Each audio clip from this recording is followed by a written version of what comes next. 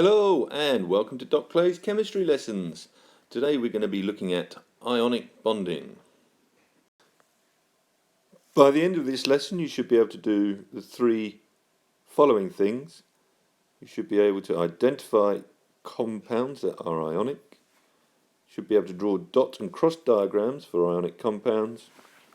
And you should be able to work out the formula of ionic compounds. First of all then, how do we identify ionic compounds? Well, let's come to our periodic table. And let's think about an ionic compound that we know, which is sodium Na chloride.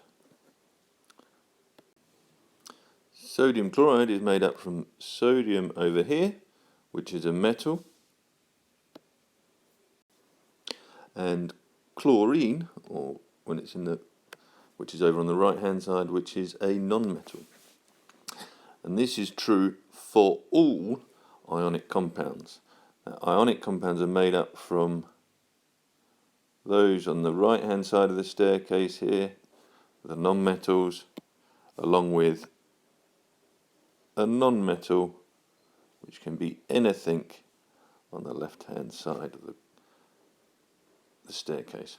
So all ionic compounds are made up from a metal and a non-metal. Let's look at some examples then of drawing ionic compounds. Here's our first example here, which is of potassium and chlorine atoms. So on the left hand side we have our potassium, which is K, and we have chlorine on the right hand side. Now potassium's got 19 protons and therefore 19 electrons, so it's got the electron configuration of 2, 8, 8, 1. And we've drawn those in the circles here, starting on the inner for 2, then the outer 8, 8 and 1 in the final shell. While chlorine has got 17 electrons and it has an electron configuration of 2, 8, 7. Now, things will bond in order to get a full outer shell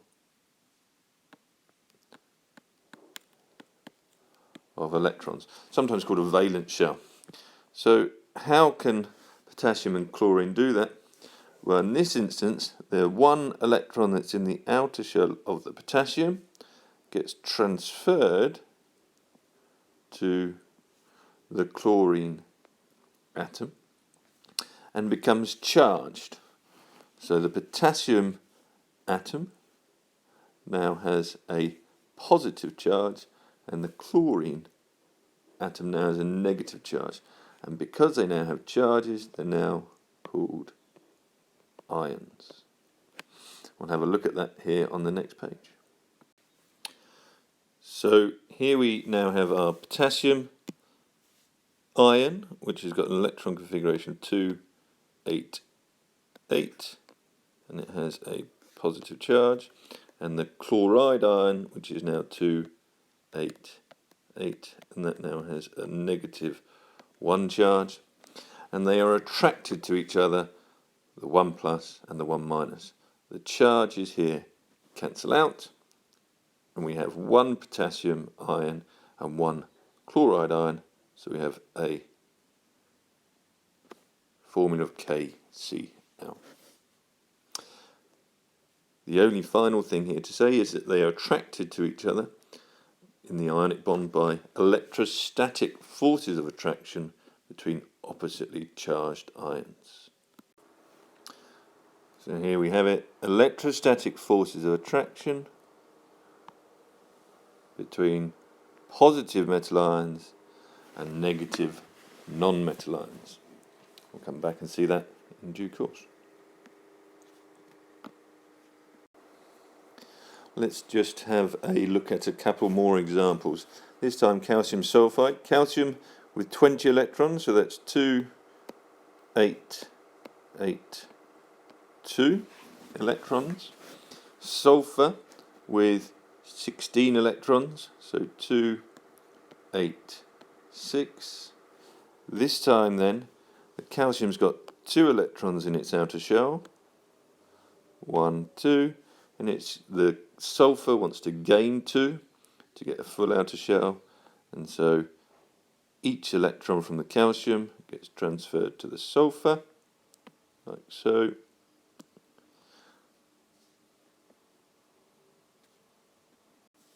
This time then, as the calcium has lost 2 of its electrons in the outer shell, it now has a +2 charge, and the sulphur has gained 2 electrons, therefore has a 2- charge.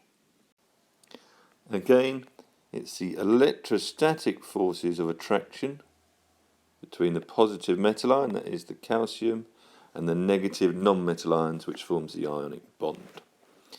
Once again, we have 1 calcium ion and 1 sulphur ion, so we end up with calcium sulphide, CaS. This time let's have a look at sodium oxide. So sodium, 11 electrons, 2, 8, 1. Oxygen this time has got 8, so it's 2, 6. The oxygen therefore wants to gain 2 electrons, but the sodium only wants to donate 1. So what does it do? Well, the sodium donates 1 of its electrons to the oxygen, and this time a second sodium donates its outer electron. So both sodium atoms lose 1 electron and the oxygen gains 2 electrons. The result then is that the sodium is a 1+, we've got 2 of them, and the oxygen is a 2-, so we now have 2 sodium ions and 1 oxygen ion, and we get sodium oxide. It forms an ionic bond because the charges, that's 1+ and 1+, along with a 2- equal 0.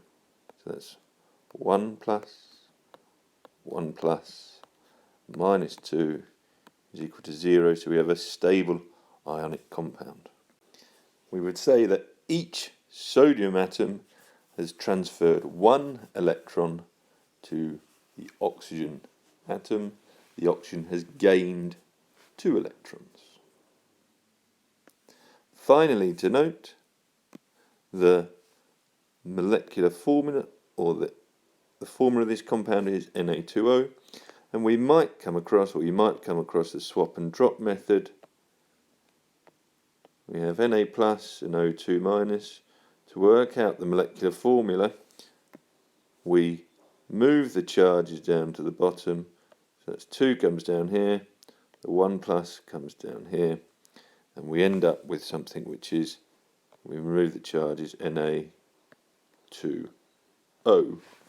for the formula. Finally then, we'll look at magnesium fluoride as another example. This time the magnesium here in the middle has got 12 electrons, 2, 8, 2. The fluorine here has got 2, 7. That means that each magnesium wants to lose 2 electrons, but the fluorine only wants to gain 1 electron. So the first electron we can move across from the magnesium to the fluorine, but the fluorine is now full, so we get a second fluorine atom, and that will accept the second electron, giving us a full outer shell. Here we have it then, the magnesium ion in the middle, now with an electron configuration of 2, 8, and 2 fluorine atoms, each with full outer shells of 2, 8. Because the magnesium has lost 2 electrons, it's now got a 2+ charge, and each of the fluorides has gained 1 electron, so it's 1-. Because we've got 1 magnesium and 2 fluorines, we have MgF2. And again, the ionic bonds formed by the electrostatic force of attraction between positive ions and negative non-metal ions. So quickly, just to recap there, ionic bonds are electrostatic forces of attraction between metal ions and non-metal ions. Metal atoms lose electrons, become positive, and the non-metals gain electrons, becoming negative. If we want to work out the formula of a substance, let's choose something slightly more difficult. Aluminium, which is Al3 plus and O2 minus. We can also use the swap and drop method, whereby we move the 2 down here and the 3 down here, and our formula then would become Al2O3.